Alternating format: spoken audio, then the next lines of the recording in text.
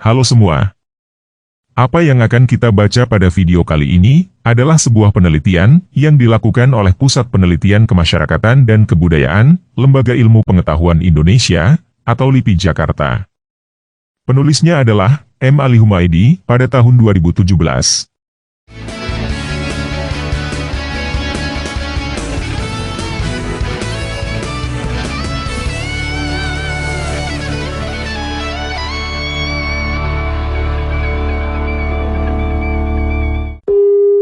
Pada abstrak penelitian ini dikatakan, pasca tahun 1965, banyak orang Islam di berbagai pedesaan, di Pegunungan Dieng dan Slamet Jawa Tengah, yang berafiliasi ke Partai Komunis Indonesia, atau PKI, melakukan konversi ke Kristen.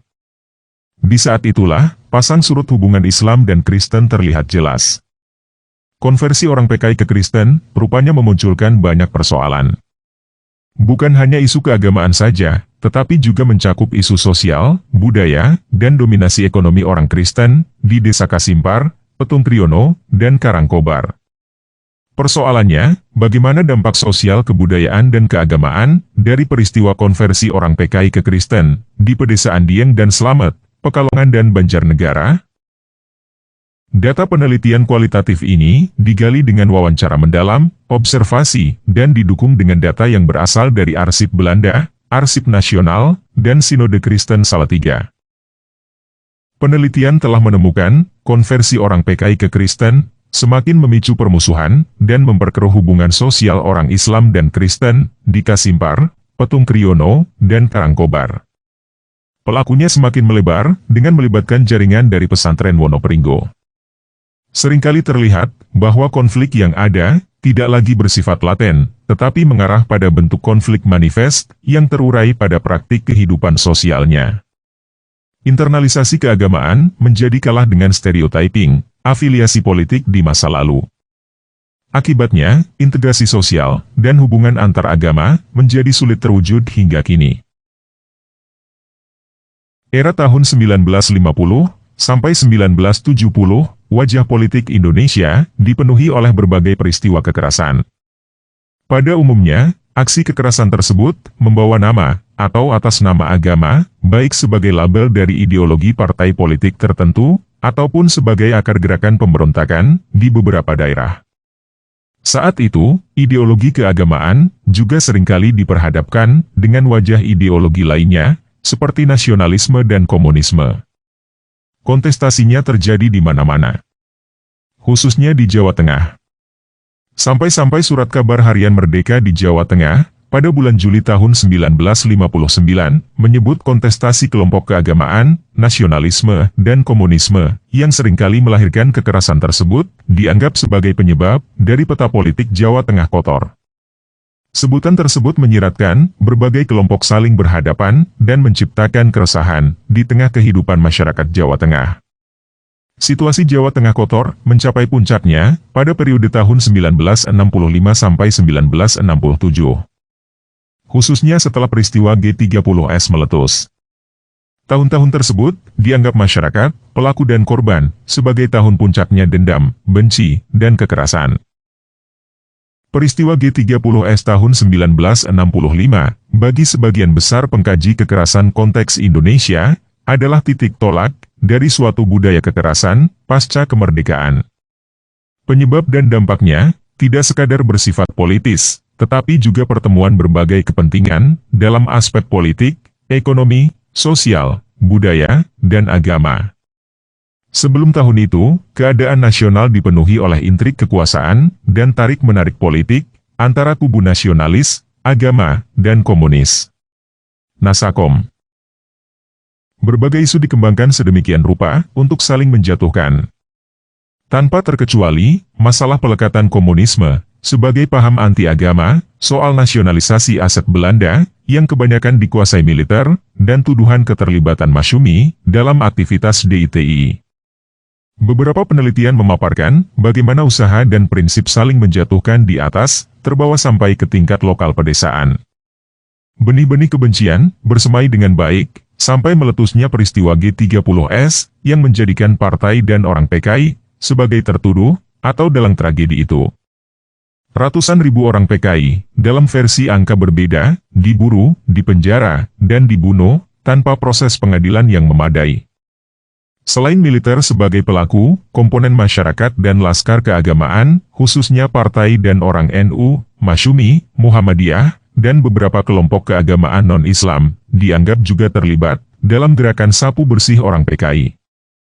Berbagai tafsir agama dan sosial dikerahkan untuk melihat peristiwa ini. Tak pelak pula, ketakutan dan trauma mantan orang PKI di kemudian hari, kerap mewarnai sari rasa kemanusiaan dan keagamaan mereka. Khususnya dalam proses pergaulan masyarakat beragama. Upaya rekonsiliasi terhadap peristiwa kekerasan di atas seringkali dilakukan berbagai pihak. Namun upaya tersebut selalu mengalami kegagalan karena persepsi yang ada selalu berbeda dan bertolak belakang. Ada persepsi bahwa orang PKI adalah korban. Tetapi ada versi lain, bahwa kelompok-kelompok keagamaan, khususnya NU, adalah korban dari kebiadaban PKI. Posisi sebagai korban dan pelaku menjadi sangat penting dalam membangun sebuah rekonsiliasi itu. Oleh karena itulah, atas dasar ingatan dan trauma peristiwa 65, Budiawan dalam disertasinya, telah memetakan sikap masyarakat umum dengan 4 sikap. Yaitu, memaafkan dan melupakan, memaafkan jangan melupakan, tidak memaafkan dan melupakan, dan tidak memaafkan jangan melupakan. Pilihan sikap ini masih tergambar jelas di dalam interaksi sosial masyarakat Kasimpar, Petung Kriono, Pekalongan, dan beberapa desa di Pegunungan Dieng. Terkhusus untuk wilayah Kasimpar, ada catatan menarik. Dalam peta Belanda dan bahasa keseharian orang Petung Kriono, Kasimpar biasa disebut Derma. Wilayah pedesaannya berada di ujung selatan Pekalongan dan berbatasan langsung dengan wilayah Banjarnegara. Di wilayah ini, terdapat sebuah gereja induk yang dahulu dikenal sebagai Gereja Kerasulan yang sengaja didirikan oleh Kiai Sadrah. Melalui muridnya, gereja induk kemudian mengembangkan pepantannya ke Cemiring, Karangkobar, Purbo, dan Katembelan. Perimbangan jumlah penduduk pada tahun 1930, 68% Kristen, dan 26% Islam, dan 8% Hindu.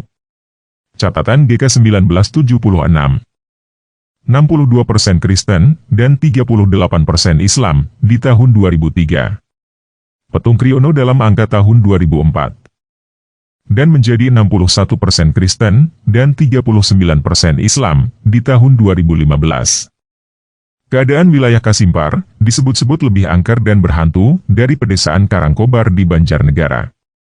Karenanya, Sadrah dan muridnya yang membuka pedesaan ini dianggap sebagai orang sakti dan wingit, setingkat Ratu Adil. Dalam konteks pasca 1965, daerah Kasimpar khususnya menjadi sangat menarik dikaji dari sisi kebudayaan dan keagamaannya. Secara kebudayaan, ada nilai-nilai baru yang dibangun untuk menjadi semacam upaya rekonsiliasi dari para pihak yang terlibat konflik di tahun 1965. Sementara secara keagamaan, beberapa aspek terkait pertemuan dan konversi terjadi dalam intensitas yang cukup sengit. Oleh karena itu, tulisan ini sedikit banyak hendak mempertanyakan, mengapa orang PKI melakukan konversi ke Kristen? Bagaimana pula pandangan dan pengaruh sosial budaya dan keagamaan bagi dua kelompok keagamaan atas peristiwa konversi orang PKI dari Islam ke Kristen? Pertanyaan di atas didasarkan pada kerangka berpikir bahwa setiap individu akan memiliki sistem adaptasi yang dianggap bermanfaat dan menjaga kehidupan diri dan keluarganya, termasuk dalam proses adaptasi sosialnya. Objektifikasi dan internalisasi keagamaan, sebagaimana teori Peter Litterberger pun, akan disesuaikan dengan situasi yang tidak membahayakan dirinya. Hal ini dilakukan sebagai salah satu jalan untuk memendam segala trauma kekerasan di masa lalu, atau mengurangi kontak-kontak langsung dengan kelompok-kelompok yang dianggap membahayakan dirinya di masa lalu, ataupun di masa yang akan datang.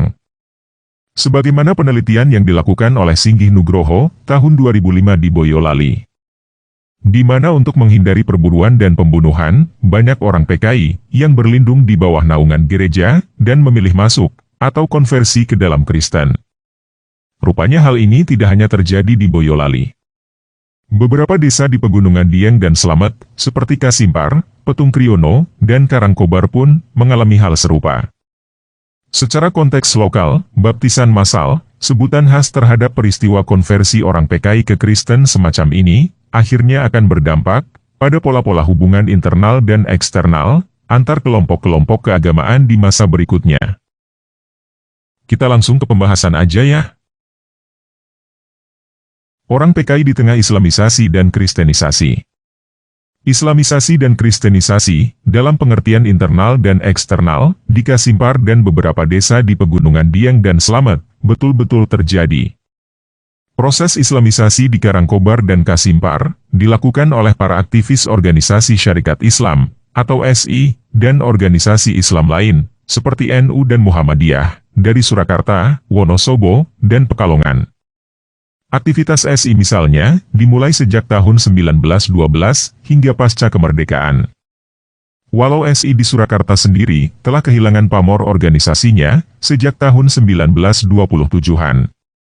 Sebagai efek balik dari Kristenisasi, tahun 1920 sampai 1942, gerakan SI, dengan nama-nama berbeda, telah secara aktif melakukan Islamisasi terhadap para mantan jemaat sadrah yang tidak terakomodasi oleh GKJ. Tahun-tahun kemudian, disusul oleh organisasi lain. Pola Islamisasinya mempunyai kemiripan, yaitu sama-sama dibungkus oleh kepentingan ekonomi politik, yang memberi benturan dan penghadapan dengan komunitas Kristen dan China, Tionghoa Akie Tok Hua Hwe, atau THKTKH. Sebelumnya, mereka telah lebih dahulu menguasai distribusi produksi dan kepemilikan tanah, jauh sebelum kedatangan SI.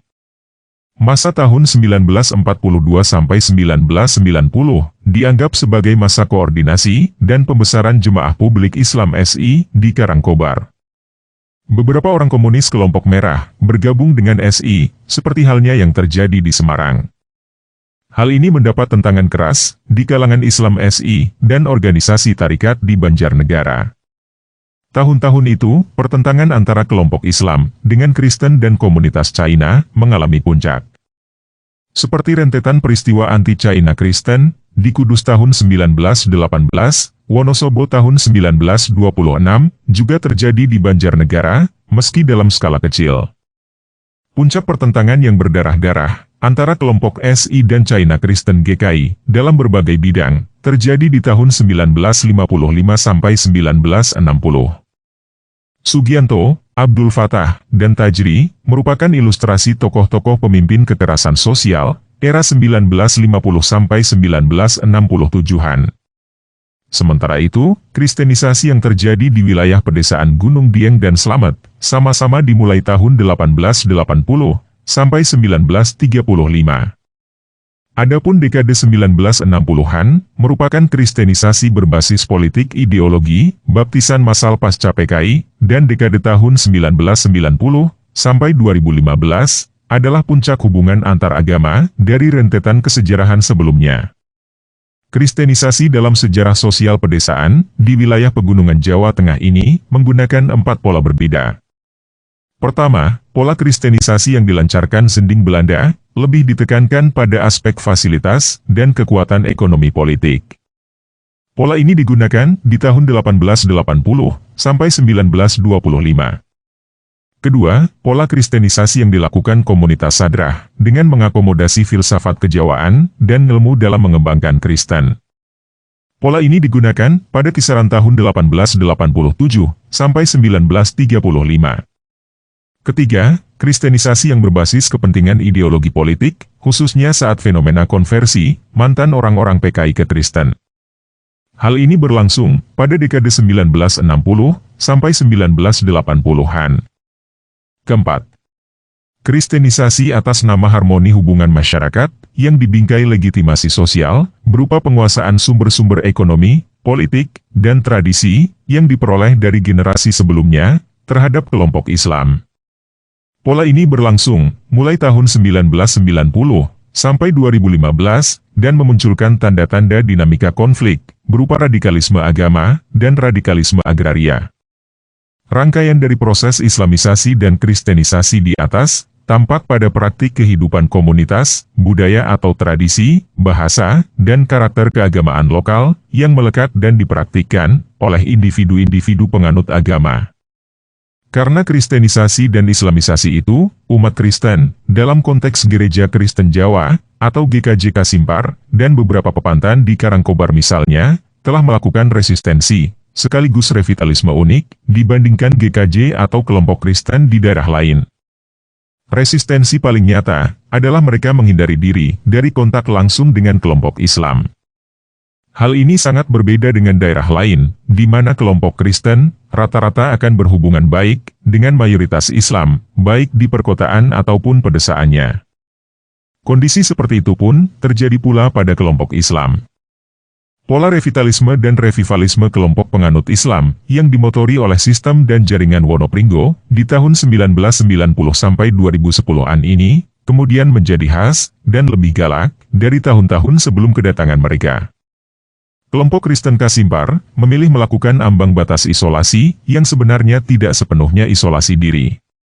Bentuk-bentuk radikalisme, dari paling sederhana sampai yang membahayakan diri dan kelompok lain, juga pernah dilakukan sejak proses pembentukan masyarakat agamanya. Bentuk ini semakin ditegaskan sesaat kedatangan orang Islam, dan lebih khusus, dari sistem dan jaringan pesantren Wonopringgo Pekalongan, yang dianggap mengancam kehidupan sosial keagamaan dan ekonomi politik mereka. Kehadiran orang Kristen, khususnya dari komunitas Sadrah, telah menimbulkan eksklusivisme agama tahap awal, yaitu saat babat alas di beberapa pedesaan tersebut. Eksistensi dan rasa eksklusivisme mereka kemudian seolah terganggu oleh kehadiran kelompok lain di tengah masyarakat di zaman setelahnya. Keragaman agama dan budaya di Kasimpar kemudian terjadi di tahun 1930 ke atas, setelah para penginjil Eropa atau Kristen Zending semakin aktif melakukan kristenisasi di wilayah ini sepeninggal Sadrah. Sedikit demi sedikit, pengaruh Sadrah dan komunitasnya pudar ditelan jiwa modernitas yang dibawa Zending dan lembaga resmi gereja. Kehadiran orang-orang Islam di saat berikutnya semakin menambah keragaman dan menambah eksklusivitas yang dimiliki kelompok Kristen.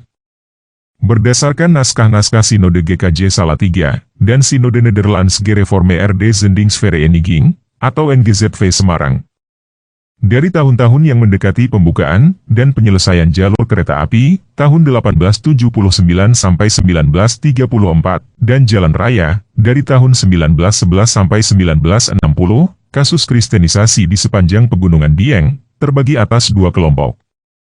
Masing-masing tetap dipengaruhi Zending Belanda. Kelompok pertama, kelompok Zending, yang mendapatkan 1 majelis di Banyumas Kota dan 6 majelis di wilayah Banyumas, yaitu 3 majelis di Karanganyar, 1 majelis di Purbalingga, 2 majelis di Pekalongan, 1 majelis di Banjarnegara, dan 1 majelis Patuguran. Kelompok kedua, kelompok Sadrah, mempunyai 4 majelis di Banjarnegara, 8 majelis di Purwokerto, 2 majelis di Sumpio, 2 majelis Singamarta, 19 majelis di wilayah Dieng. Terdiri dari 3 majelis di Karangkobar, 6 majelis di Batur, 5 majelis di Wonosobo, dan 5 majelis di Pekalongan bagian atas. Termasuk di dalamnya adalah Dharma Kasimpar. Seiring pertumbuhan infrastruktur ekonomi, penyebaran Kristen melalui kedua kelompok Kristen di atas berlangsung secara intens, yang memungkinkan bertambahnya jumlah orang Kristen. Tahun 1889, orang Kristen di Banjarnegara awalnya berjumlah 334 jiwa yang tersebar di sekitar 34 desa, dan pada tahun 1900 menjadi 729 jiwa dengan jumlah desa 44 dan 36 penatua atau pepantan. Kedua kelompok jemaat, Zending dan Sadrah, masing-masing bekerja sendiri-sendiri. Meski kadang, satu sama lainnya bekerja sama dalam suatu momen atau daerah. Seperti kasus Zending Bieger, guru Injil Wilhelm, dan Sadrah dengan bantuan Mever Phillips, ketika melakukan kristenisasi di Bagelen. Tahun 1899, Karesidenan Banyumas, terpetakan atas 3 penginjilan Zending. Wilayah kristenisasi Vermeer dan Uhlenbusch, wilayah Kristen Mever Phillips, dan wilayah Kristen Sadrah. Tahun-tahun di atas, secara kronologis menjadi latar pembukaan wilayah besar-besaran di Pegunungan Dieng dan Slamet oleh Belanda. Tujuannya, untuk mewujudkan kebakan ekonomi yang bersifat efektif atas distribusi produksi. Penggandengan Zending dilakukan untuk kristenisasi di wilayah yang dibuka sebagai perkebunan teh, gula, dan tembakau, serta pembukaan jalur transportasi Tengah Timur. Tahun 1899 sampai 1929 menjadi latar kristenisasi kelembagaan formal Zending dan informal pengabar pribumi. Berbeda di kisaran tahun 1930 sampai 1967 dan 1970 sampai 2000, lebih tertuju pada kristenisasi mantan jemaat Sadrah melalui GKJ dan Salatiga Zending. Kristenisasi sendiri dilakukan dengan banyak model. Dengan dalih hanya akan melayani orang-orang China di pedesaan Dieng, khususnya Karangkobar, terjadilah proses dan praktik kristenisasi yang menyebar.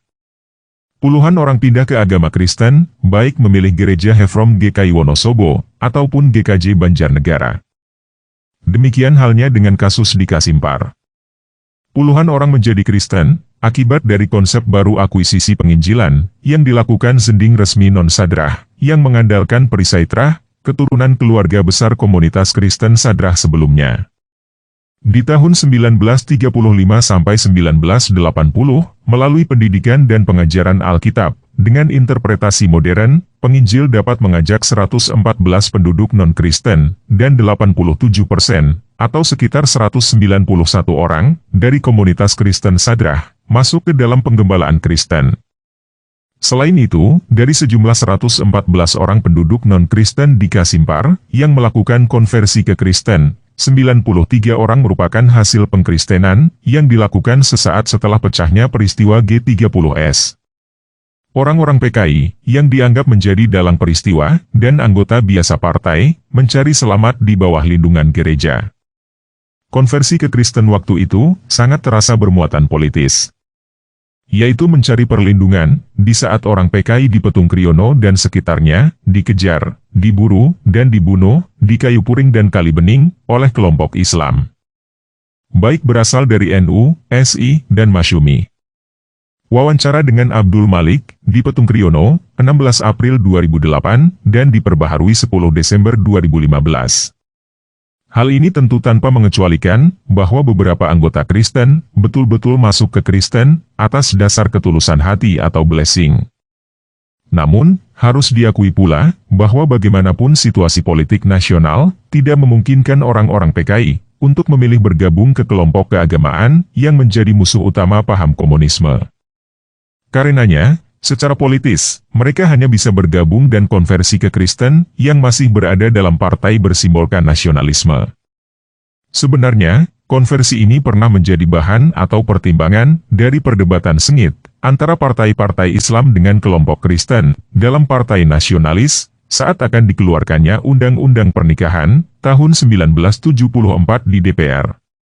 Dalam proses pembersihan PKI, maka satuan militer, seperti Angkatan Laut Republik Indonesia, ALRI Pekalongan, dan Kavaleri Gembong Singoyudo, dari Kodim Banjarnegara, merupakan divisi paling ditakuti oleh orang-orang PKI.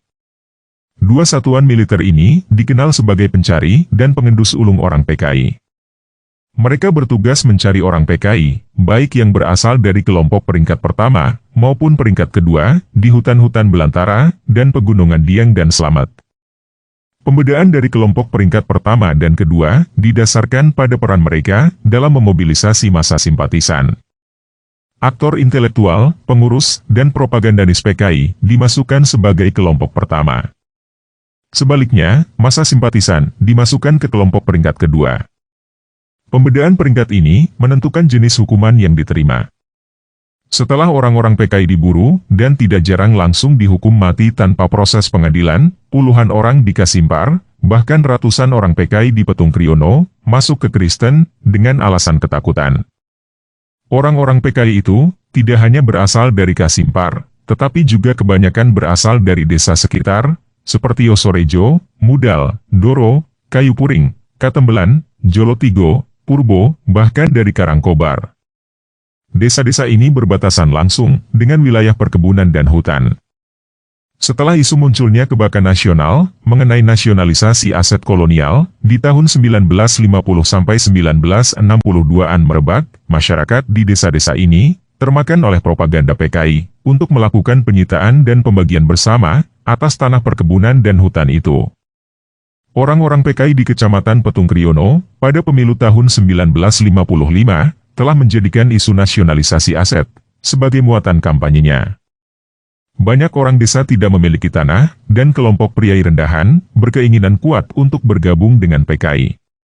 Menurut Soekarno, penggede-penggede PKI yang senantiasa mengadakan kampanye penjarahan tanah perkebunan dan hutan di Petung Kriono adalah orang yang terlibat dalam perkumpulan Serikat Buruh Tani Indonesia di Doro. Lebih lanjut, Soekarno menyatakan bahwa banyak orang Islam yang tidak mengerti, bodoh, dan maruk kekayaan yang terpesona dan bergabung ke PKI. Wong dengan saya aja, masih pinteran saya kok. Wawancara dengan Soekarno, Kasimpar, 23 Desember 2003. Menurut Tajri, salah satu tokoh pemburu PKI dari Partai NU, orang-orang yang pernah terlibat PKI di tahun 1965, hampir semuanya menjadi Kristen. Di tahun 1965, di Kayu Puring wilayah bawah Kasimpar, sebanyak 210 orang penduduknya terlibat PKI. Orang-orang PKI di Kayu Puring mempunyai jumlah lebih banyak dari simpatisan PKI di desa-desa lain di Petung Kriono. Penyebab dari banyaknya orang PKI peringkat pertama dan simpatisan PKI adalah karena keberadaan keluarga seorang tokoh PKI di Pekalongan yang bernama Sugianto. Dengan pengaruh keluarga itu, orang-orang di Kayu Puring, Kasimpar, dan Petung Kriono, yang keseluruhan jumlahnya mencapai 420-an orang, tertarik kepada semangat dan propaganda PKI mengenai penguasaan lahan hutan, perkebunan di Jolotigo, dan tanah onderneming sekitarnya. Sekitar 140-an dari jumlah 420 orang itu langsung dibunuh, baik secara massal maupun per individu. Mereka ditarik dari rumahnya, atau diburu, dicari, dan dikeluarkan dari tempat-tempat persembunyian yang kebanyakan berada di hutan belantara, sekitar Petung Kriono dan Pegunungan Dieng. Mereka kemudian dibunuh dan mayatnya dibuang ke hutan-hutan atau jurang-jurang yang ada di wilayah-wilayah itu. Saat itu, bagi Tajri sendiri, kelompok massa NU seolah berkumpul sendiri. Memang tidak ada perintah langsung dari pengurus pusat dan cabang NU di Pekalongan. Namun, merebaknya kabar pembunuhan terhadap orang NU dan Kiai NU di Kalibening Banjarnegara dan Pekalongan bagian selatan yang didengar telah memicu aksi massa NU di Petung Kriono. Mereka ikut-ikutan membantu satuan militer untuk melakukan pembersihan orang-orang PKI. Minimalnya terhadap orang PKI yang ada di daerahnya.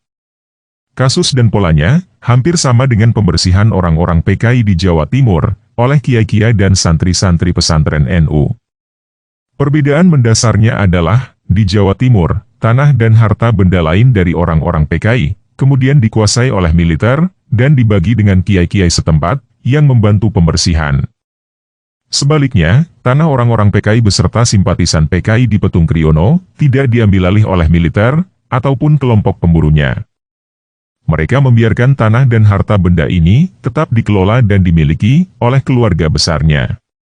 Dengan demikian, jumlah 280 orang PKI yang tersisa, ada di antaranya 100 orang, kemudian tersebar, dan bersembunyi di Petung Kriono. Mereka lalu dapat ditangkap oleh polisi dan militer. Setelah melalui persidangan di tempat, ada yang langsung dieksekusi tembak di tempat, ada pula yang dihukum penjara di Pekalongan, Pelatungan, Banyumas, dan Nusa Kambangan. Menurut Haismail, orang PKI Petung Kriono yang dihukum penjara itu, awalnya berjumlah 46-an orang.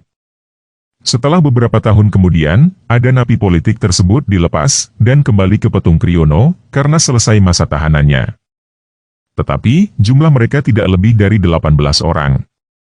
Menurut kabar dari salah seorang mantan PKI, yang bernama Samiana, hampir 26 orang mati di penjara. Sebanyak 17 orang mati karena dihukum tembak, dan 9 orang mati karena kelaparan. Rupanya, setelah sampai di penjara-penjara, mereka kembali disidang untuk pengelompokan keanggotaan PKI-nya. Bagi kelompok peringkat pertama PKI, yang lolos di persidangan di tempat, oleh polisi dan militer sewaktu kegiatan pembersihan, belum tentu dapat lolos di persidangan, yang dilakukan Dinas Militer dan Dinas Penjara, di tahun 1966 sampai 1968, pada penjara yang menjadi penampungnya. Masalah kebenaran persidangan orang PKI sewaktu di penjara, peneliti secara langsung mendengar, dari mantan Kepala LP Karanganyar Nusa Kambangan. Di tahun 1965 sampai 1968, ribuan orang yang datang di penjara Nusa Kambangan kemudian dipilah secara cepat melalui persidangan pendek, dan setelah keputusan ditetapkan, ratusan orang mati, diberondong peluru tim eksekusi. Beberapa kuburan baru dibuat secara khusus, untuk menampung jenazah orang-orang PKI ini. Di Pulau Penjara Nusa Kambangan, terdapat 5 kuburan khusus orang PKI, yaitu Nirbaya, Karanganyar, Batu, Kembang Kuning, dan kuburan Pantai Permisan. Adapun jumlah selebihnya, sekitar 180 orang, didata dan dimasukkan ke dalam daftar orang-orang terlibat PKI, walau sebatas simpatisan. Daftar ini senantiasa dilekatkan saat pembuatan KTP, seperti KTP X, A, B, dan TP. Meski begitu, mereka tetap tinggal di desa-desa Petung Kriono, karena kondisi ekonominya yang termasuk subsisten, dan ikatan keluarga yang masih dimiliki. Menurut Samyana, beberapa orang mantan PKI memang meninggalkan Petung Kriono, dan memilih pekerjaan menjadi buruh di perkotaan, seperti Jakarta dan Semarang. Beberapa perempuan yang pernah menjadi PKI pun, memilih berangkat ke Jakarta dan Semarang.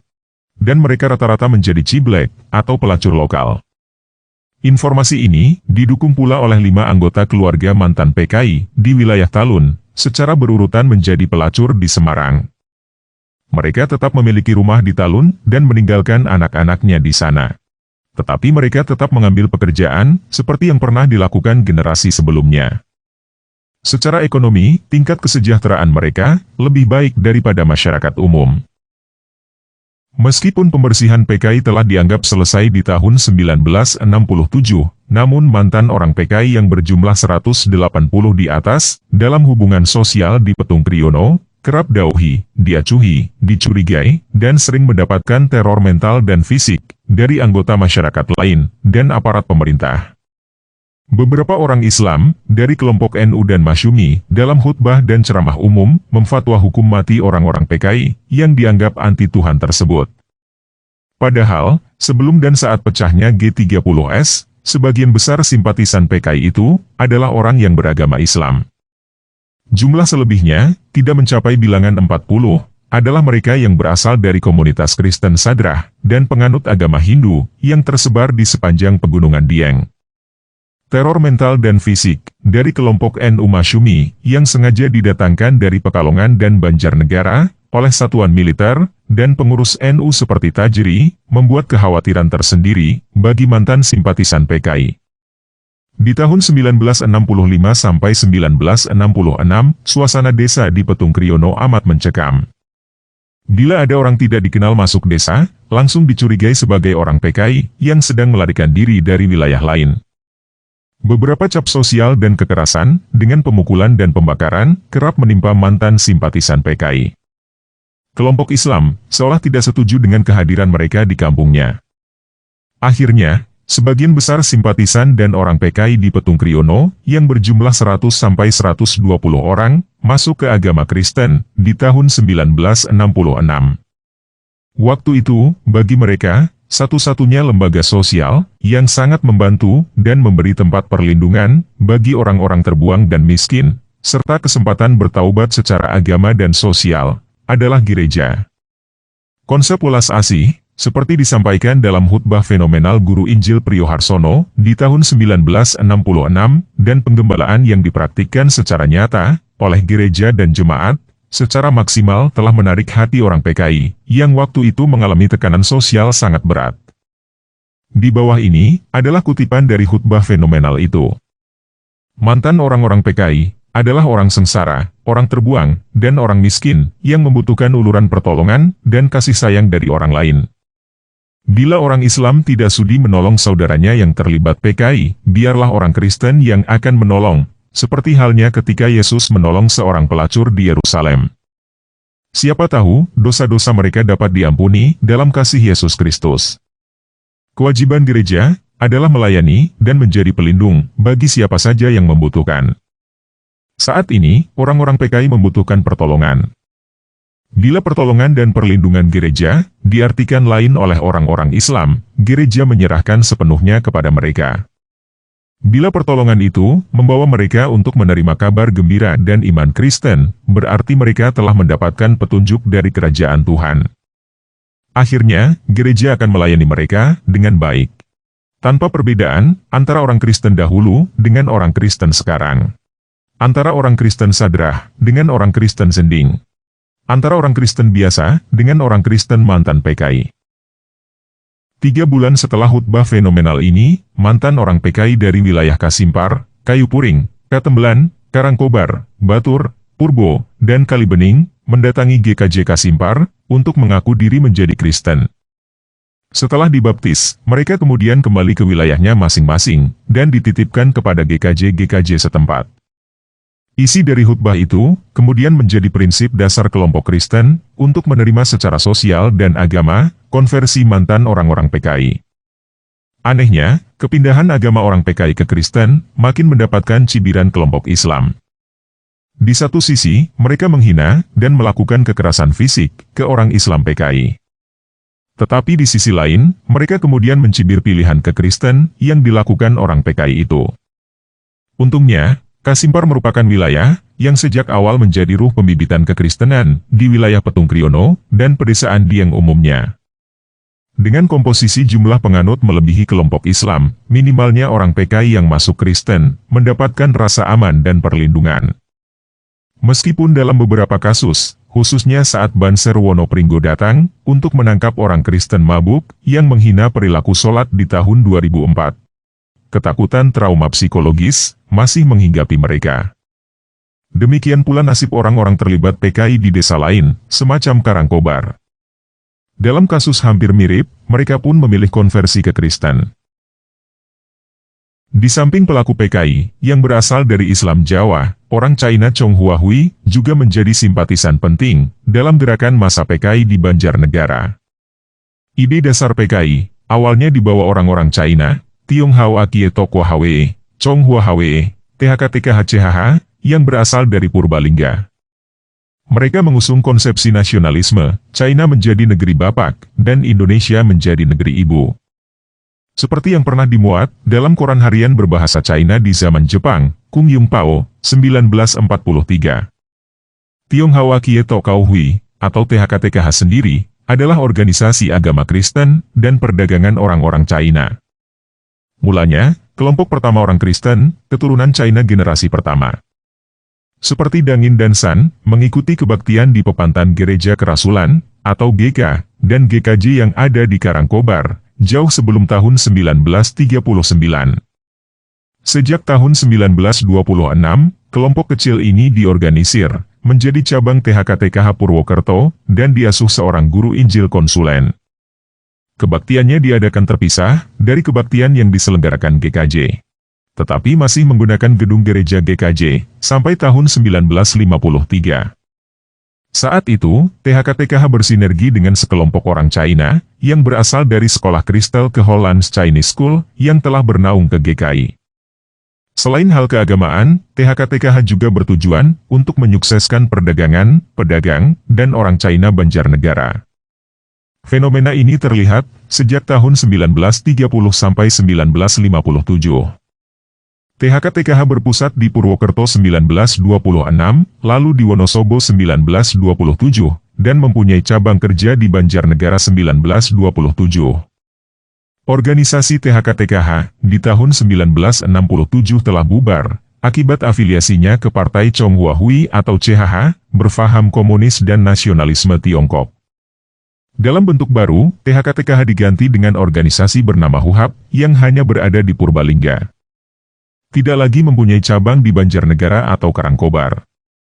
Partisipasi politik mereka kemudian disalurkan ke Partai CHH, sewaktu pemilu tahun 1955, yang ikut bergabung ke Partai PKI, saat masih THKTKH. 1971 ke PENI, 1977 sampai 1997 ke Golkar, dan 1999 sampai 2002 ke PDI Perjuangan. Wawancara dengan orang China di Purwokerto, Yung dan Santo. Purbalingga, Gayeng Slamet dan Obun. Banjarnegara, Kewik dan Randy. 14-16 April 2004. 2 orang dari 12 orang yang dikirim ke Majelis Gereja Kristen Purbalingga untuk dibaptis di Sinode Semarang pada tahun 1936, rupanya terpengaruh oleh ide-ide komunisme di Semarang. kenang-kenangan ide komunis yang berasal dari pertemuan dua orang itu dengan aktivis-aktivis Serikat Buruh Pelabuhan Semarang jauh sebelum zaman kemerdekaan menjadi energi terpendam yang akan dimunculkan setelah zaman kemerdekaan. Dua orang itu bernama Tan Kie-han dari Purbalingga dan Wigyo yang berasal dari kelompok Banjarnegara. Perlu diketahui bahwa pada tahun 1932 sampai 1939, ideologi komunisme sebagian besar dipegang oleh organisasi atau Serikat Buruh Pelabuhan. Perpindahan tempat pelaksanaan Majelis Tandim SI di tahun 1934 yang semula di Banjarnegara, kemudian dialihkan ke Cilacap, salah satunya untuk menjawab merebak dan pecahnya Serikat Buruh Pelabuhan Cilacap dari persoalan upah buruh, jam kerja, yang diprovokasi oleh aktivis-aktivis komunis di masa itu. Dua orang di atas, kemudian secara aktif mengembangkan ide-ide persamaan hak pada majelis-majelis gereja di Purbalingga dan Purwokerto. Pengaruhnya menyebar sampai ke orang China CHH di Karangkobar, Pekalongan, dan Banjarnegara.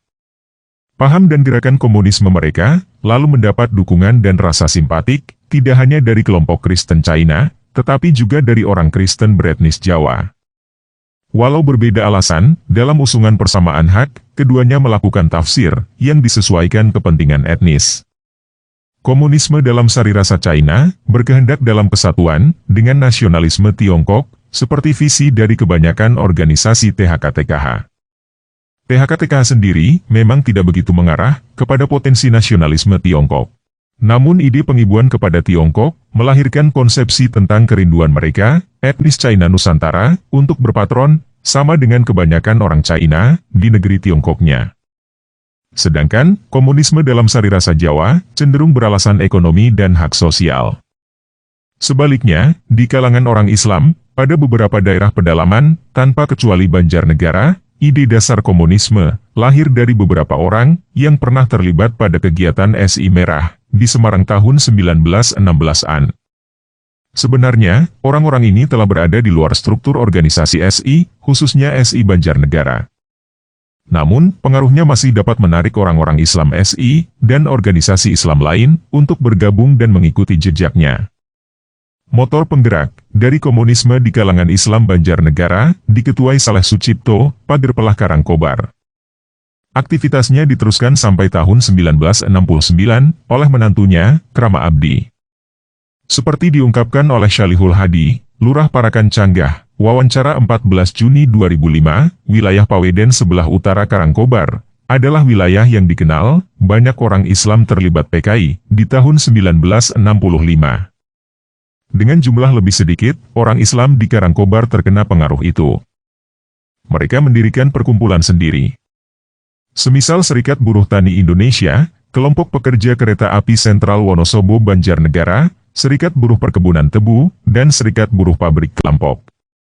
Perkumpulan ini berbeda strukturnya dengan perkumpulan komunis yang didirikan orang China, semisal CHH. Walau berbeda, tokoh komunis kerap kali bertemu dan membicarakan masalah organisasi. Pertemuan dilakukan di Jobong Seger Purbalingga, kadang-kadang di Paweden Karangkobar.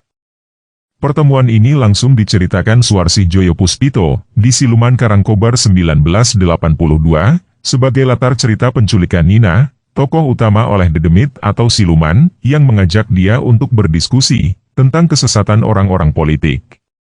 Dengan terminologi yang hampir sama, ruh halus yang digambarkan dengan wajah dan tubuh yang menyeramkan itu pun, kemudian digunakan oleh Sadrah dahulu, untuk menunjukkan eksistensi diri, saat mengalahkan Walandang, pada berbagai upacara ujungan. Setelah pecahnya peristiwa G30S, nasib serupa dialami pula orang PKI di Karangkobar. Perburuan dan pembunuhan atas mereka kerap dilakukan. Pelakunya memang sedikit berbeda. Bila di Kasimpar adalah orang NU, maka di Banjarnegara pelaku perburuan adalah orang SI, dengan laskar rakyatnya, seperti Hizbullah, Siap Pandu, dan militer SWKS Gembong Simoyudo. Setelah dipenjara, dan simpatisan dimasukkan ke daftar orang terlibat, seperti halnya di Kasimpar. Mereka lalu mencari selamat di bawah lindungan gereja, Pepantan Karangkobar dan Batur, juga GKJ Banjarnegara dan GKJ Purbalingga, atau memilih keluar daerah, membuka dan menetap di hutan Banjarnegara. Beberapa penderes gula nira, yang dumpai di Pulau Nusa Kambangan Cilacap, berasal dari generasi pertama dan kedua, orang-orang yang pernah terlibat PKI di Banjarnegara dan Purbalingga. Mereka memilih tinggal di Pulau Nusa Kambangan sesaat setelah menyelesaikan masa tahanan. Tujuannya untuk menghindari diri dari cacian, perburuan, kekerasan, dan balas dendam yang bisa saja sewaktu-waktu ditujukan kepada mereka dan keluarganya. Mereka mengaku bahwa orang-orang terdekatnya pernah juga dipenjara di Karanganyar, Permisan, Nirbaya, dan Batu Nusa Kambangan. Sebagian dari mereka kemudian dikirim ke Pulau Buru dengan kapal-kapal perang dan dagang.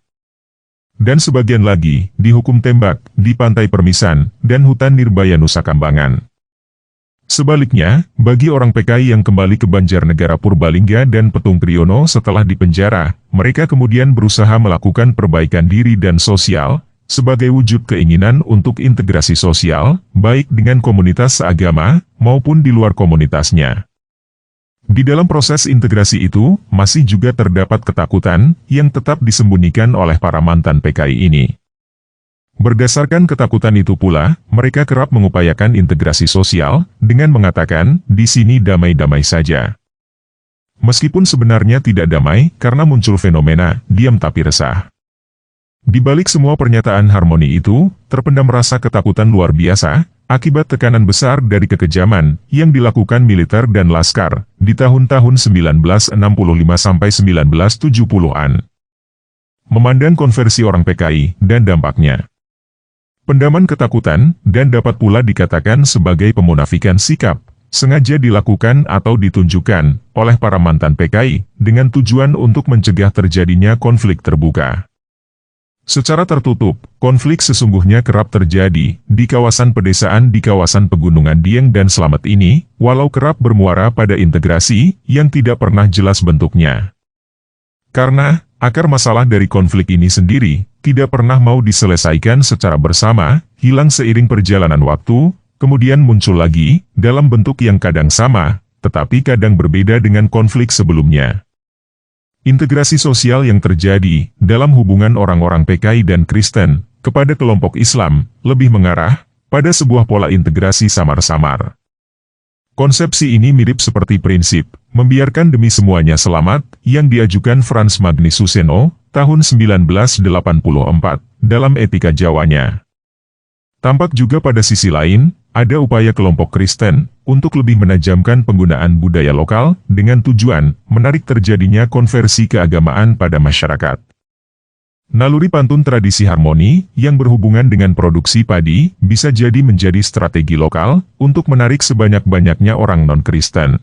Suatu strategi yang mengandalkan kekuasaan ekonomi dan tradisi nenek moyang yang diwarisi generasi Kristen. Strategi ini diakui tidak begitu menampakkan hasil secara maksimal, berupa kehendak perpindahan agama atau konversi. Satu-satunya konversi terbuka ke Kristen yang paling tampak adalah peristiwa baptisan massal pasca peristiwa G30S di atas. Setelah masa itu, konversi hanya dilakukan secara tertutup dan sebatas garis komunal yang telah ada. Memang diakui, masih ada beberapa kasus konversi terbuka.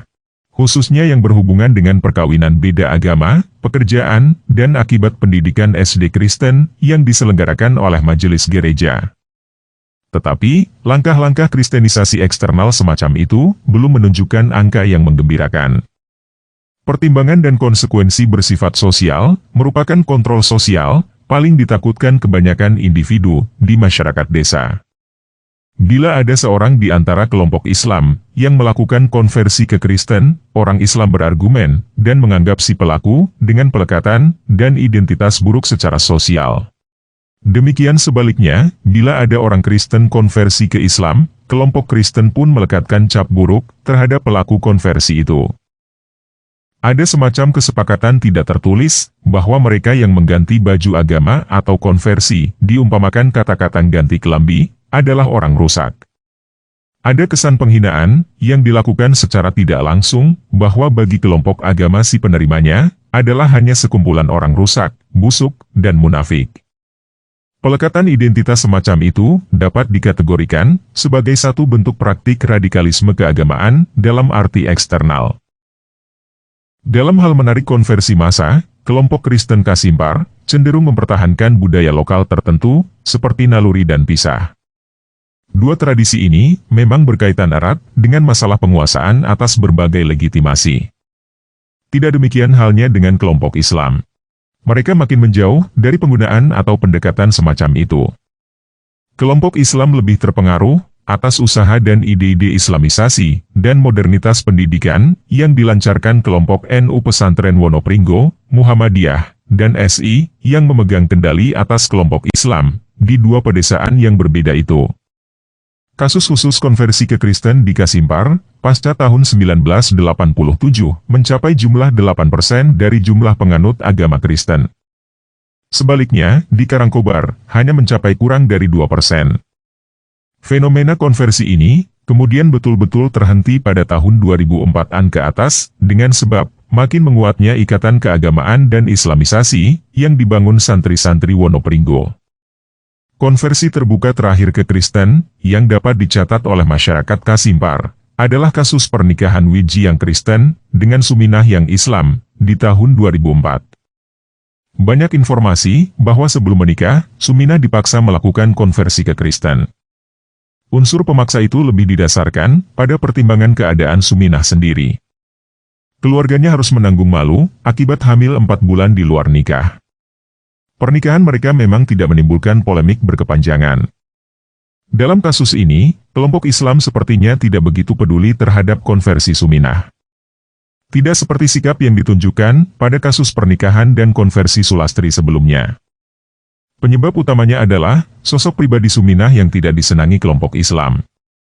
Sejak awal, Suminah dianggap masyarakat memang sebagai penggoda, ganjen, dan gateli.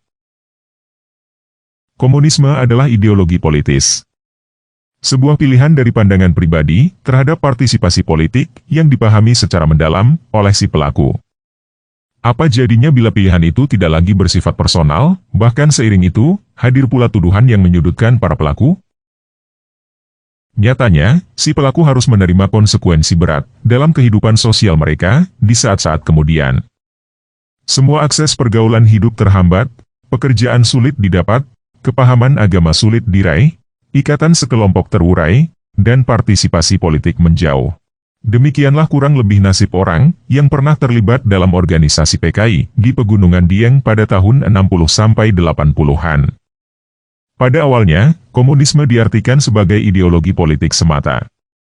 Anehnya, komunisme yang menjadi pilar utama PKI dalam perkembangannya diartikan sebagai simbolisasi paham anti-Tuhan dalam sudut pandang orang non-PKI.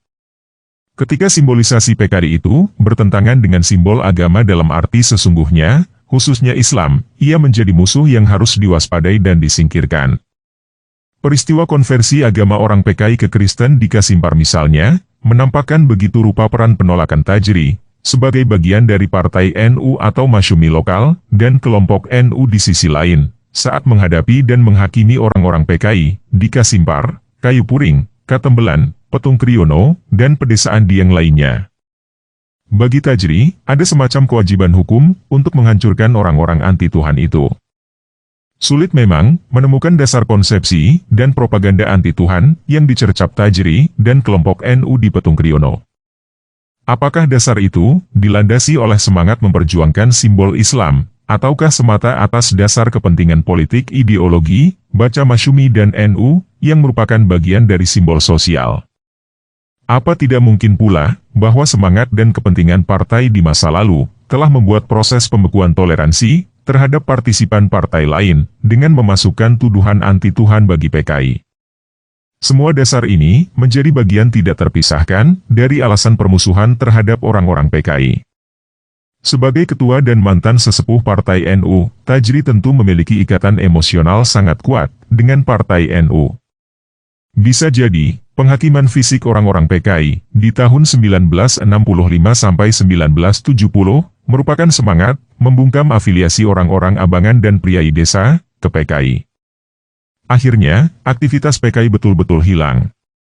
Mantan orang PKI kemudian lebih memilih PNI atau PDI Perjuangan pasca Orde Baru sebagai afiliasi politis dan Kristen sebagai sari keagamaan mereka. Meskipun generasi kedua mantan orang PKI, ada juga yang masuk ke Islam tetapi mereka menjauhi partai nasionalis lain, atau partai berasaskan agama. Saat Partai NU berfusi ke PPP, dan partisipasi kelompok NU kemudian terpecah ke PPP dan PKB, di tahun 1999, rasa permusuhan dengan mantan orang-orang PKI, di Kasimpar dan beberapa desa, masih sangat kentara. Jalinan rasa permusuhan di atas, seolah diterus-alihkan secara turun-temurun, oleh generasi keluarga NU, demikian juga dari keluarga PKI sendiri. Permusuhan tidak sekadar dikondisikan pada kegiatan politik, dan kegiatan yang menyiratkan simbol agama, seperti tahlilan dan selametan. Tetapi juga menyentuh pada pergaulan dan kerjasama sosial, seperti kerja bakti memperbaiki kincir air, dan omah, memaruh ternak, dan lainnya. Menjadi pertanyaan, apakah kebencian itu lebih dikarenakan ideologi komunisme yang pernah dianut? Atau atas dasar perpindahan mereka dari Islam ke Kristen? Atau kedua-duanya? Mantan orang PKI generasi pertama yang Muslim pun dapat terkena alienasi dari kelompok NU saat-saat pelaksanaan kegiatan masyarakat. Tetapi ada juga mantan orang PKI, seperti Widodo, yang dapat diterima baik kelompok NU. Padahal, secara agama dan ekonomi, Widodo bukan jenis orang syaleh, dan bukan pula orang yang dapat diandalkan dalam pembiayaan kegiatan sosial. Ia tidak terlibat secara aktif dalam pengajian rutin Banser NU dan kegiatan ritual di masjid. Bila ditelusuri ke belakang, Widodo adalah anak dari pengikut setia orang tua Tajri. Widodo masuk ke PKI karena jebakan orang PKI Doro, yaitu saat bersama-sama melakukan rebutan lahan di perkebunan Jolotigo dan Paninggaran dalam rangka nasionalisasi aset di tahun 1950 sampai 1960-an. Widodo pernah menyatakan bahwa orang NU benci dengan mantan orang PKI karena 3 sebab. Pertama, secara politik nasional, PKI adalah musuh besar Partai NU Masyumi. Seperti diketahui, bahwa PKI dianggap menyerobot afiliasi politik priai rendah di pedesaan Jawa, di mana kekuasaan mereka dapat mengerahkan begitu banyak massa untuk berafiliasi ke PKI. Hal ini terjadi sejak tahun 1953 sampai 1965. Pernyataan ini persis dengan kesimpulan Robert Hefner tahun 2007 dalam penelitian di Tengger. Bukti paling nyata, setelah peristiwa G30S, Kiai-Kiai NU di Jawa Timur adalah pionir dalam pembersihan orang-orang PKI. Sebaliknya, di Petung Kriono, hanya Tajri, sebagai ketua partai NU lokal, beserta pengikutnya, yang mengadakan pembersihan itu. Karena di Petung Kriono, memang sebelumnya tidak dikenal seorang kiai atau ulama besar NU. Kedua, Widodo tidak memahami dilema ini, setelah pembersihan fisik orang-orang PKI, simpatisan dan sebagian mantan orang PKI, yang selamat dan bebas dari hukuman mati, lebih memilih masuk ke Kristen, baik Kerasulan Sadrah, maupun Gereja Kristen Jawa. Widodo berkeyakinan, mana mungkin mereka akan masuk ke Islam, di mana orang Islam di Petung Kriono adalah NU. NU sendiri paling membenci dan memburu mereka sebelumnya. Apakah ini tidak sama artinya, keluar dari mulut buaya, masuk ke mulut serigala? Pilihan ke Kristen menjadi aman. Di samping kelompok penganut ini memperlakukan mantan orang PKI lebih baik, mereka juga tetap mendapatkan perlindungan dan pergaulan sosial, minimalnya sekelompok dengan orang Kristen. Perpindahan orang PKI ke Kristen makin menambah runyam dan menebalkan rasa permusuhan dari orang-orang NU. Mereka sendiri, dalam pandangan Widodo, selama ini tidak pernah melakukan koreksi diri, mengapa orang-orang PKI berbondong-bondong masuk ke Kristen? Bahkan mereka beranggapan sebaliknya, dengan apologi, syukurlah si PKI itu masuk Kristen saja, sekalian tambah, ... Ketiga, ada 2 jenis orang Kasimpar, atas dasar alasan masuk ke PKI, dan kemudian menjadi mantan PKI. Jenis pertama, orang-orang yang sebelumnya dianggap pandai, dan lumayan besar kepemilikan tanahnya. Widodo menyebut mereka, dengan istilah wong pinter, tapi maruk, atau mungkin dalam bahasa Hefner tahun 2007, biasa disebut priai rendahan. Jenis orang ini, kerap melakukan coba-coba, untuk menaikkan pamor kepriaian. Bagi mereka, siapa tahu keterlibatannya dengan organisasi PKI, akan menjadikan mereka priai berharisma lebih tinggi, dan lebih luas lagi, dalam soal kepemilikan tanahnya. Karena itulah, saat isu nasionalisasi aset tanah di perkebunan Jolotigo dan Paninggaran diusung oleh aktivis-aktivis PKI, hal tersebut memberikan daya tarik tersendiri bagi kelompok masyarakat Priai. Tanah Belanda adalah tanah rakyat yang harus dibagi sama rata. Demikian kurang lebih cita-cita yang diangankan para priai rendahan itu. Tidak seperti priai tinggi.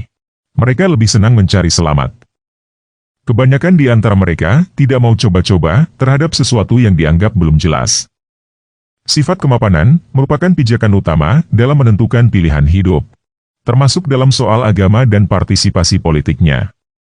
Sikap mencari selamat dan kemapanan seperti ini tergambarkan dengan baik dalam roman Para Priai, Khayyam 2004. Sebaliknya, jenis orang kedua yang mau terlibat PKI adalah mereka yang benar-benar berada dalam himpitan ekonomi dan himpitan sosial. Propaganda PKI tentang persamaan hak dan kepemilikan tanah-tanah hasil nasionalisasi aset telah memikat hati orang miskin di Kasimpar dan beberapa desa lain. Tujuannya sama persis dengan para priai rendahan, mencari kehidupan lebih baik. Walau mereka sendiri tidak tahu persis bagaimana cara-cara yang ditempuh untuk mewujudkan isi dari propaganda PKI itu. Dua jenis orang dari sebab ketiga ini kebanyakan berasal dari mereka yang beragama Islam. Bagi orang NU, di tahun 1965, pasca Orde Baru, dan lebih khusus lagi saat sistem dan jaringan pesantren Wonopringgo hadir, dua jenis orang mantan PKI di atas tetap dibenci. Mungkin masalah ke-PKI-annya sudah disingkirkan, tetapi masalah prinsip-prinsip dasar kehidupan mereka, seperti kemaruk atau culas, dan ketidaksabaran menghadapi cobaan kemiskinan, merupakan alasan dari kebencian orang-orang Islam NU. Bagi mereka, dengan sifat kemaruk dan tidak sabar, orang PKI telah mengantarkan mereka terjerembab kembali dalam lubang kehinaan kedua, yaitu dengan masuknya mereka ke agama Kristen. Saat mantan PKI sebelumnya terlibat PKI, maka sikap yang ditunjukkan orang NU adalah persoalan antipati atas simbol sosial dan politik dominan. Namun, saat mantan PKI menganut Kristen, orang NU menyikapinya sebagai tantangan atas simbol keagamaan Islam. Karena itu, wajar bila orang Islam di tahun 1970-1980 dan kelompok Islam kaderisasi sistem jaringan Wonopringgo di tahun 1990-2006 sangat membenci mantan orang PKI yang masuk Kristen dari sebab terakhir ini. Dalam soal mantan orang PKI, tidak terjadi polemik berarti antara kelompok NU, Muhammadiyah, dan SI. Ketiganya seolah berada dalam kerangka berpikir dan sikap kebencian yang sama. Memang ada persepsi dan kecaman keras kelompok Muhammadiyah terhadap kelompok NU berkenaan dengan cara kasar orang NU atas PKI. Mereka kerap menyatakan, katanya kulturalis, dan kelompok adem, tetapi buktinya, mereka tidak dapat menghargai orang lain. Dalam soal konversi dan hadirnya orang PKI ke Kristen, di tahun 1965-1970, kelompok Kristen pun terpecah dalam dua sudut pandang berbeda. Ada kelompok Kristen yang menerima baptisan massal, sebagaimana diistilahkan oleh Singgih Nugroho tahun 2005. Dan sebagian lain adalah kelompok Kristen yang setengah menolak konversi orang-orang PKI tersebut. Dua pengelompokan sikap ini penting untuk merunut tata pergaulan sesama komunitas Kristen dan beberapa tafsir keagamaan atas simbol dan fakta sosial yang ada di masyarakat Kasimpar dan sekitarnya pada dekade-dekade kemudian. Seperti diketahui, dari jumlah 150-190 mantan orang PKI yang melakukan konversi ke Kristen, hampir semuanya adalah orang-orang beragama Islam. Dari jumlah itu, 3/4, atau 80%, adalah orang miskin yang tidak memiliki tanah luas. Selebihnya, 12% adalah orang-orang yang memiliki kurang dari sepetak tanah, dan 8% mereka memiliki tanah lebih dari sepetak, atau biasa dikenal priai rendahan, yang pernah sekolah di SD Kristen, menjadi pamong desa, atau mandor perkebunan. Pada tahun sebelum peristiwa G30S, sampai tahun 2000-an, kelompok Kristen di Kasimpar, secara ekonomi, dapat dikatakan lebih baik dibandingkan kelompok Islam. Uang tunai dan pangan mereka tersedia dengan baik, dikarenakan begitu besarnya kepemilikan tanah, sebagai akibat babat alas, yang dilakukan komunitas Sadrah, atau gereja kerasulan sebelumnya. Dapat dinyatakan, orang-orang Kristen waktu itu adalah kelompok yang mapan secara ekonomi dan keagamaan. Tidak demikian dengan kelompok Islam. Islam datang ke Kasimpar dan sekitarnya relatif baru, karena Kasimpar seolah tidak dijamah oleh gegap gembita Islamisasi Wali Songo atau penyiar Islam lain, seperti halnya wilayah di pesisir pantai utara Jawa. Kedatangan Islam tentu tidak disambut antusias oleh orang-orang Kristen. Islam hanya dapat menyentuh orang-orang Hindu yang telah ada di wilayah Petung Kriono dan pedesaan Dieng lain. Pertumbuhan Islam dan kaum Muslim menjadi sangat lambat, berpengaruh kepada kadar kemampuan mereka secara ekonomi dan keagamaan. Pada akhirnya, Islam dan komunitas Muslimnya menjadi kelompok yang tidak mapan di dalam masyarakat. Ketika isu penguasaan tanah-tanah perkebunan dan hutan Jolotigo dan Paninggaran merebak di tahun 1950 sampai 1960-an, akibat nasionalisasi aset, orang-orang yang belum begitu kuat keagamaan Islamnya dan kelompok abangan tadi, serta-merta menyambut propaganda PKI untuk segera ikut menguasai tanah kebun dan hutan. Keterlibatan spontanitas orang Islam PKI itu, yang dikhawatirkan sebagian kelompok Kristen, saat mereka memilih Kristen, sebagai afiliasi keagamaan. Perpindahan mereka ke Kristen, dikhawatirkan hanya akan membawa keburukan, bagi kelompok umum Kristen. Belum ditambah dengan tabiat mencari selamat, dari orang-orang PKI. Siapa tahu, di suatu saat, mereka hanya menjadikan Kristen dan komunitasnya, sebagai batu loncatan, untuk kepentingan politik tertentu. Bagi kelompok Kristen yang menolak konversi orang PKI, menganggap bahwa orang-orang Islam PKI adalah kelompok terbuang dari komunitasnya. Orang-orang Islam santri atau kelompok NU saja menolak kembalinya orang-orang PKI itu. Bagi jenis kelompok Kristen ini, konversi mereka ke Kristen tidak akan membawa sedikit pun manfaat bagi komunitas Kristen. Bisa jadi, mereka malah merusak komunitas Kristen dari dalam. Penerimaan atas mereka dirasa tidak adil, seperti sikap yang ditunjukkan kepada varian kelompok Kristen sendiri. Bagi Radimin, orang-orang PKI di atas seolah diterima hangat oleh gereja. Tidak demikian halnya dengan penerimaan gereja terhadap komunitas Kristen Sadrah yang telah diakuisisi GKJ. Komunitas ini kerap dicurigai dan disindir atas perilaku-perilaku pelaksanaan Selasa Selapanan. Tradisi mengunjungi makam Sadrah di Karangyoso Purworejo, penghormatan atas benda keramat, dan penghiburan kematian. Belum ditambah cibiran kelompok Islam yang tidak begitu dipedulikan gereja. Padahal mereka kerap menyatakan, wong Kristen kang penting akeh jumlahe. Hal terpenting dari orang Kristen adalah berjumlah banyak. Padahal akeh wong ning jerone, pada bodoh-bodoh, sesat, bari kemaruk. Padahal di dalamnya, banyak orang yang bodoh, sesat, dan culas harta. Istilah terakhir ini dikhususkan untuk orang PKI. Sebaliknya, bagi kelompok yang menerima dan menghargai konversi orang-orang PKI ke Kristen, selalu berargumen dengan pendekatan simbol-simbol agama. Argumen ini didasarkan pada khutbah fenomenal Guru Injil Priyoharsono, GKJ Kasimpar, pada awal tahun 1966, mengenai nasib mantan orang-orang PKI di Petung Kriono pada umumnya. Sikap ini diikuti dengan praktik-praktik sosial dan ekonomi, berupa penyediaan akses mata pencarian dan distribusi produksi untuk mantan PKI yang konversi ke Kristen. Mereka juga dilibatkan dalam berbagai aktivitas gereja dan kegiatan-kegiatan individu dan sosial kelompok Kristen. Bahkan beberapa di antaranya menjadi anggota majelis gereja yang fanatik dan mengambil posisi pasang badan terhadap aktivitas Islamisasi juru-juru dakwah dari sistem pesantren Wonopringgo Pekalongan. Dalam perkembangan selanjutnya, ada beberapa mantan orang PKI yang kembali menjadi Islam dengan ragam alasan. Jenis orang murtad ini sangat dibenci oleh orang Kristen, tetapi juga diacuhkan pada komunitas Islam. Saat beralih ke Islam, mereka pun tidak mengikuti atau menjalankan ritual-ritual Islamnya.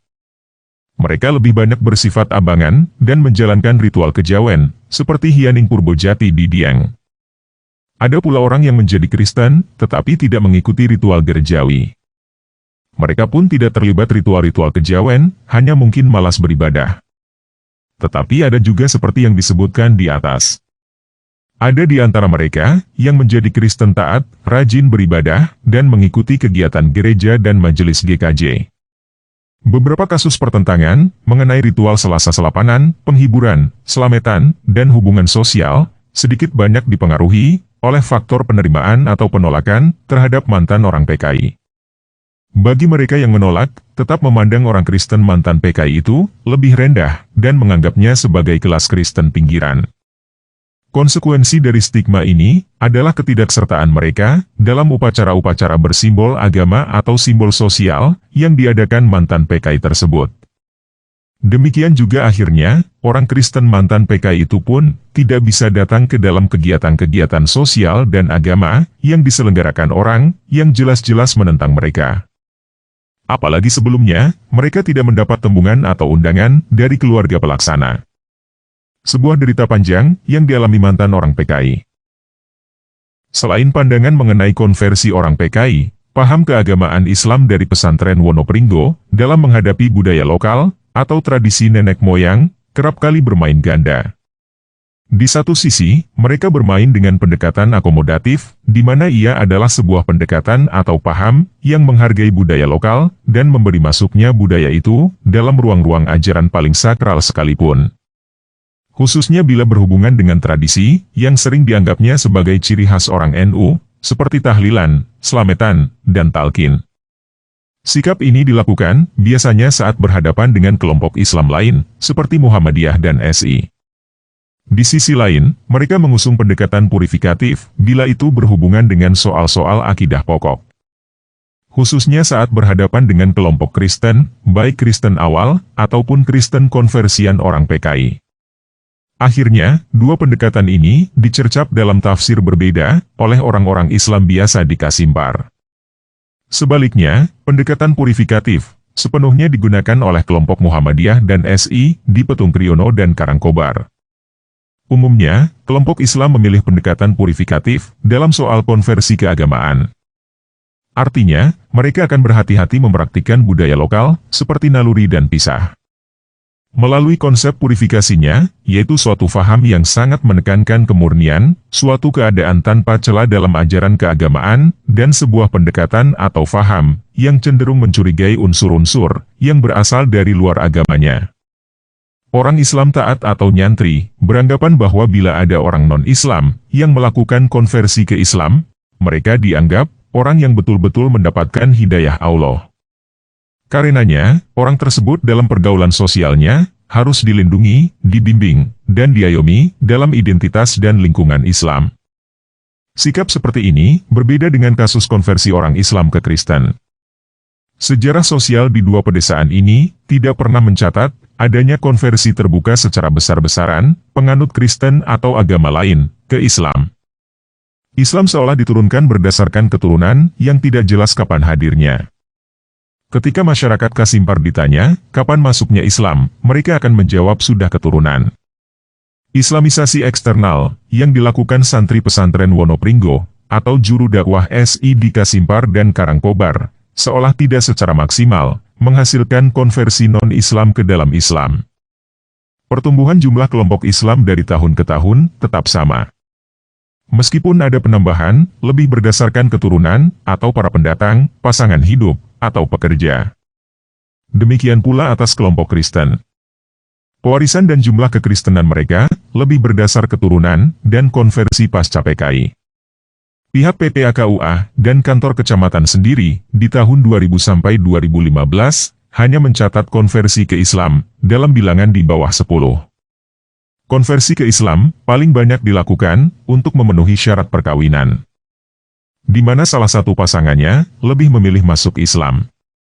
Konversi ke Islam dengan alasan-alasan lain, seperti kesadaran diri, atas dasar petunjuk Tuhan atau ilham, ketertarikan ajaran, kebersamaan dalam ikatan sepaham, atau alasan ekonomi, semisal turun waris, tidak menunjukkan angka yang signifikan. Rendahnya tingkat konversi ke Islam membuktikan bahwa Islamisasi bersifat eksternal, yaitu mengajak non-Islam masuk ke Islam, dapat dinyatakan tidak berhasil. Ada kesan bahwa beberapa penafsiran simbol agama dan sosial secara internal yang dilakukan baik oleh kelompok Islam maupun Kristen terhadap masalah konversi orang PKI telah memunculkan praktik dan fakta sosial yang mengarah kepada pola-pola tertentu dari bentuk radikalisme keagamaan berupa revitalisme. Revitalisme dalam makna menanggapi kehadiran orang-orang PKI di tengah kehidupan beragama mereka.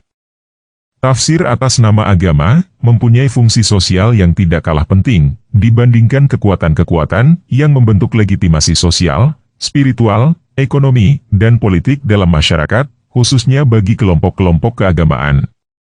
Akhirnya, penciptaan diader atas ruang kedirian seorang individu atau kelompok keagamaan sengaja direkayasa untuk menciptakan apa yang disebut Durkheim tahun 1970 sebagai perasaan kekitaan. Why Feeling Group. Dalam arti ini, konversi mantan orang-orang PKI dapat dianggap sebagai sebuah proses diaspora-diaspora dalam makna seluas-luasnya. Pemilihan kepada diader, yaitu kelompok Kristen, merupakan pilihan yang menuntut konsekuensi-konsekuensi berat bila diperhadapkan kembali ke dalam kedakwaan orang-orang Islam, ataupun sikap yang ditunjukkan oleh kelompok-kelompok kecil dalam lingkungan diader itu. Termasuk di dalamnya adalah komunitas Sadrah. Simpulan. Sejarah sosial pedesaan di Pegunungan Dieng dan Slamet cukup menarik untuk diamati. Khususnya, pada aspek-aspek sosial, budaya, dan keagamaannya. Jauh sebelumnya, pengaruh babat alas kelompok Kiai Sadrah, seorang pengabar pribumi yang mengembangkan Kristen kerasulan Jawa di wilayah-wilayah tidak tersentuh ini, telah memberikan pengaruh besar bagi pembibitan dan pengembangan umat Kristen di kantong-kantong wilayah ini. Kasimpar dan Petung Kriono di Pekalongan dan Karangkobar yang berbatasan dengan Banjarnegara merupakan dua daerah strategis pengembangannya. Sayangnya, di dua wilayah ini pula, afiliasi politik PKI di tahun 1960-an juga sangat tinggi. Isu nasionalisasi aset lahan-lahan perkebunan Jolotigo dan penguasaan kawasan hutan menjadi motif sosial ekonomi kelompok masyarakat miskin dan priai rendahan untuk ikut bergabung ke organisasi PKI itu. Afiliasi ke PKI inilah yang pada akhirnya membawa sejarah sosial baru bagi pengembangan agama Kristen, beserta hubungannya dengan kelompok Islam. Fenomena baptisan massal dari orang PKI ke Kristen terjadi khususnya ketika Pendeta Priar Harsono memberikan khotbah fenomenal tentang kesediaan gereja menerima orang PKI di Petung Kriono dan sekitarnya. Pilihan konversi itu, secara sosial politik dan psikologi agama, tentu dapat dimengerti karena proses adaptasi untuk menyelamatkan diri. Secara sosial budaya, keberadaan orang Kristen baru dari para mantan PKI tersebut telah menimbulkan berbagai pandangan dari kelompok Islam dan Kristen sendiri. Bagi kelompok Islam, pilihan orang PKI ke Kristen dianggap sebagai berkah yang menjauhkan umat Islam dari orang-orang Maruk atas tanah. Istilah Maruk hadir karena berhubungan dengan motif awal mereka bergabung ke PKI. Karena berurusan dengan penguasaan tanah perkebunan dan hutan sekitar. Sementara bagi orang Kristen, kehadiran orang PKI yang konversi ke Kristen menimbulkan dua pandangan berbeda. Satu kelompok menerima konversi tersebut sebagai kewajiban umat beragama, sebagaimana yang dinyatakan oleh Pendeta Priya Harsono. Sementara kelompok lainnya mengatakan bahwa kehadiran mereka itu akan menimbulkan polemik internal berkepanjangan di antara kelompok Kristen sendiri dan eksternal, yaitu antara orang Kristen dan orang Islam. Anggapan-anggapan seperti itulah yang membangun persepsi kelompok-kelompok keagamaan di pedesaan Dieng dan Slamet dalam pergumulannya dengan orang PKI pasca konversi tahun 1965-nya. Polemik eksternal, khususnya dari peristiwa konversi orang PKI ke Kristen, terbukti. Sampai tahun 2015, konflik laten antara orang Kristen dan Islam terus berlangsung di pedesaan Kasimpar. Namun, penyebab konflik laten tersebut sebenarnya bukan hanya soal konversi mantan PKI ke Kristen, tetapi dominasi orang Kristen terhadap penguasaan sumber-sumber daya ekonomi, pertanian dan perkebunan di wilayah Pegunungan Dieng tersebut menjadi salah satu penyebab utamanya. Konflik laten ini semakin kuat ketika jaringan dan sistem dakwah pesantren Wonopringgo juga telah ikut menyuarakan secara lantang persoalan sosial konversi orang PKI ke Kristen dan persoalan dominasi ini pada ceramah-ceramahnya. Akhirnya, kehadiran orang PKI beserta konversinya ke Kristen memberikan dampak sosial budaya dan memberikan warna tersendiri dalam hubungan keagamaan antara Islam dan Kristen, Dika Simpar dan Petung Kriyono, hingga kini. Oke, sekian video kali ini. Yesus Kristus penguasa kita, memberkati.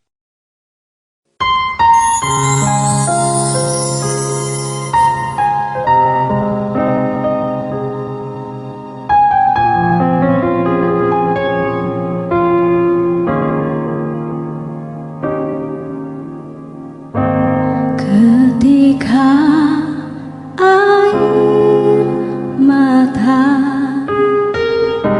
sudah tak berarti, di saat badai hidup tak pernah berhenti, dikala semua orang mulai mengucilkanku, ku tahu hanya Yesus yang di sampingku. Hanya Kau Tuhan tempatku berlindung, sahabat yang setia menggendongku. Engkau sumber kekuatan hidupku,